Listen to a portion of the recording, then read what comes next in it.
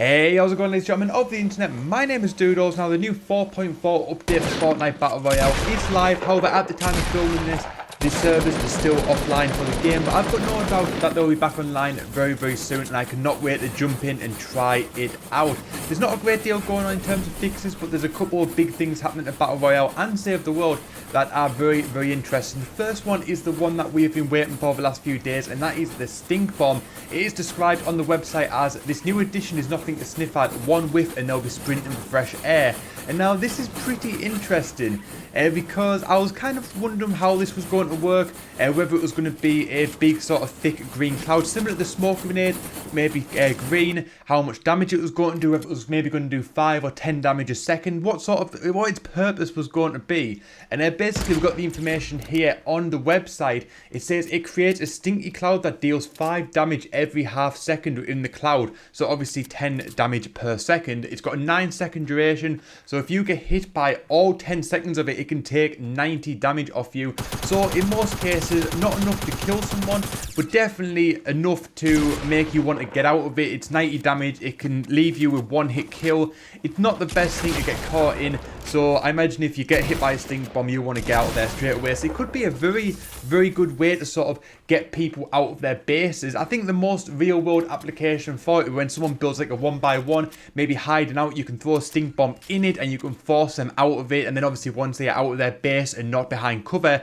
you can get that easy kill. And it's also going to be epic rarity, so it's not going to be the easiest item to find at all.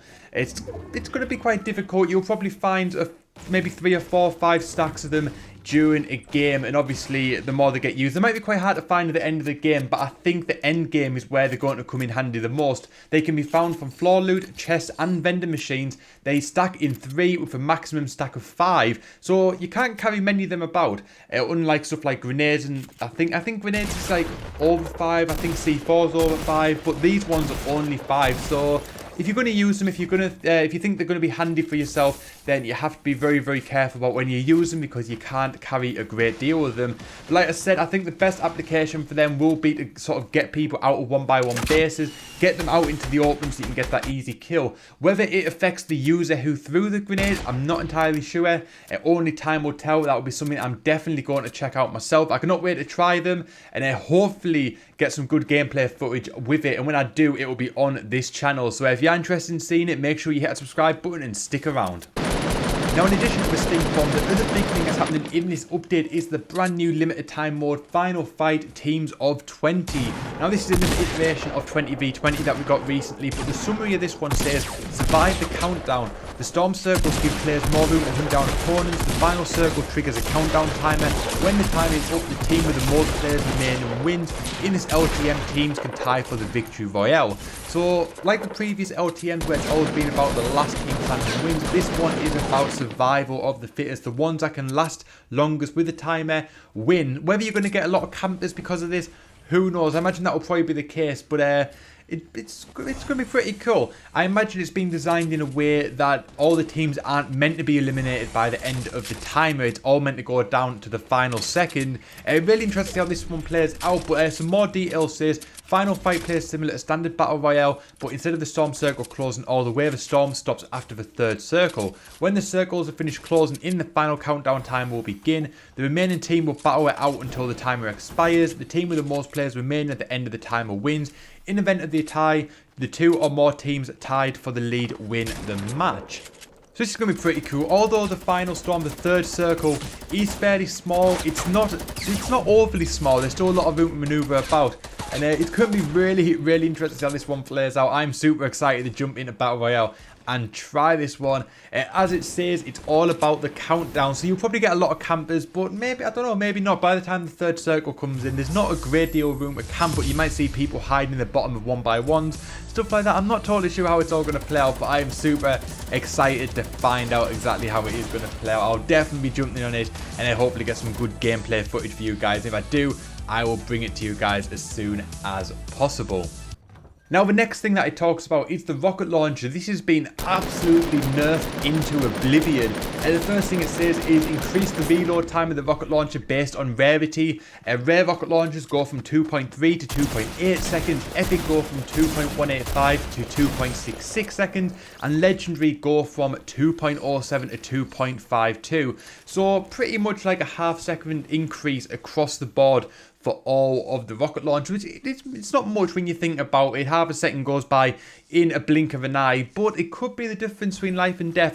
And now the biggest thing that happened to rocket launchers though, and I imagine grenade launchers also fall into this, is that the maximum number of unloaded rocket ammo that can be held has been changed to 12. So you can only have 13 total rocket launcher ammo, or 18 if you're in a grenade launcher, which is absolutely insane because a lot of people, it's a pretty big part of the meta that most people have a grenade launcher at the end of the game with like 30-40 ammo, and you can spam grenades into bases, take bases down. But now even if you've got the grenade launcher, you can only have 18 grenades on you, which isn't many at all, and it's really going to mean that you can't spam them as much.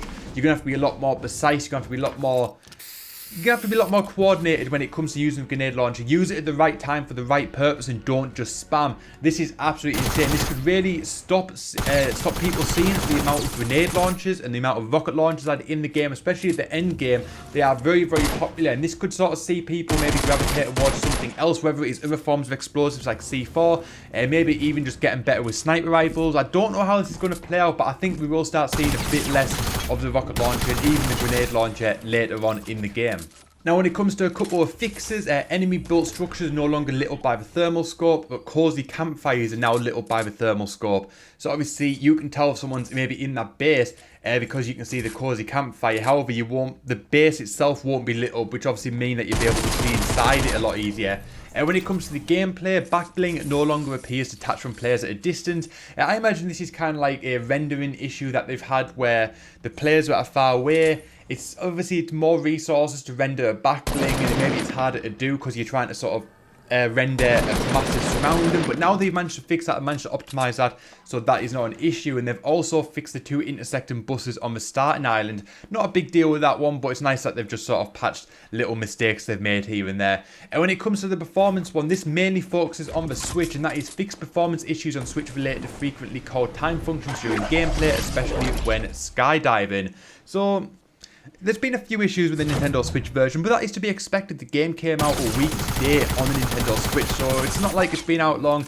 Obviously, there is going to be issues with it, and it's great to see that they are already optimizing the game and already fixing the game, even within the first week of it going live. And there's also another issue with the Switch that has been fixed called level streaming optimization to smooth out some hitches during skydiving on the Switch. So as I said, like the first one, it's great that they're optimizing the game a little bit better. It'll continue to be optimized over time, I imagine. Maybe we'll get 60 FPS at some point, maybe not, but hopefully we do.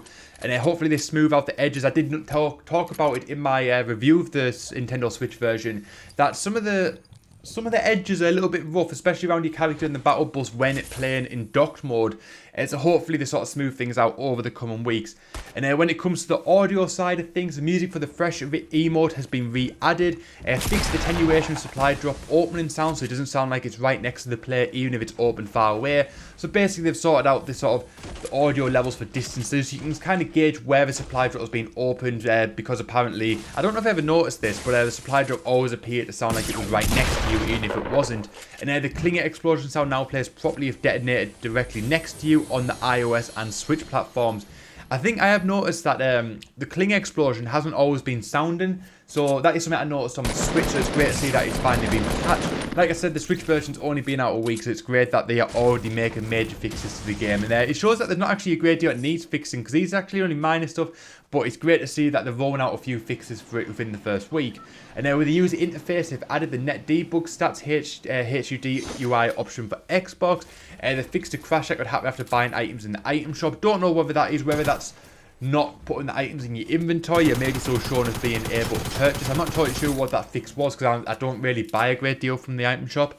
And when using styleable outfits, your last save version will always appear in the locker preview. So obviously I'm assuming that if you've got the carbide outfit, for example, if you've maybe unlock some of the different styles, like the chest plate, the arms, legs, and that. When you go into your sort of selection of skins, that version of it will show up rather than just the original carbide skin that you get at level 1 of Season 4. And not something that I've ever noticed, but it's great to see that at least it's an issue for some people and it's no longer an issue now they've sorted it out. Over on the Save the World section of the game, not many of you guys play it, but it's a fantastic element of the game. I highly recommend you go and check it out. If you've got the opportunity to, it's going to be free to play at some point soon, but I've paid for it, I enjoy it, and I'm sure a lot of you guys will too. But when it comes to the mission and systems, they're fixing the issue that could block progression where the Chrome Husky will no longer spawn if the Magnets quest was completed. Players who are blocked will now be unblocked with this fix. And with the heroes, a new constructed demolitionist 8-bit demo has been added to the event store, and it will be available Wednesday, June 20th at 8 PM Eastern. So I imagine this 8-bit demo, I'm quite interested to see what this is like. This may actually come to Fortnite Battle Royale in the future. A lot of the elements from Save the World do come over to Battle Royale, so we may see this sort of demolitionist skin, the 8-bit skin, coming at some point on Battle Royale. I'll be very, very interested to see whether that happens, and I hope to go and check it out and Save the World. I've been meaning to play Save the World a little bit more. Hopefully this will help spur me on. I've been meaning to. I think it's maybe time to fire up the PS4, turn on a bit of Save the World and see what it's all about with Season 4. Because I don't think I've actually touched it with Season 4. So I really should go and do that. But for now, what I do want to go and check out is the Stink Bomb. I cannot wait to jump onto Battle Royale and go and check that out. Whether it'll be on PS4, might be on Switch. I'm really enjoying the Switch element of the game. I'm really enjoying the Switch version. I'm having so much fun with it. Shame it doesn't track for stats, but I'm having a lot of fun with the Switch one. So you might see some Switch footage of the Stink Bomb. Who knows? We'll see how it goes. Whether we get a Battle Royale, fingers crossed we do. But as long as we get some good footage of the Stink Bomb, that is enough for me. But let me know what you guys think of this update down below in the comment section. Are you excited for the Stink Bomb? Do you think it's going to suck? Do you think it's going to go into oblivion like the smoke grenade before it? Let me know in the comment section. If you enjoyed this video today, you want to see more like this on the channel, make sure you give the video a big fat thumbs up if you're new around here. Also, subscribe and notifications on. Click the subscribe button, click the notification bell, then click all. That way you'll never miss out on a video goes live on the channel. If you want to see all my Fortnite Battle Royale videos, there's a playlist on screen or in the description box. Go and check it out. My name is Doodles. Thank you so much for watching, and I'll see you guys next time.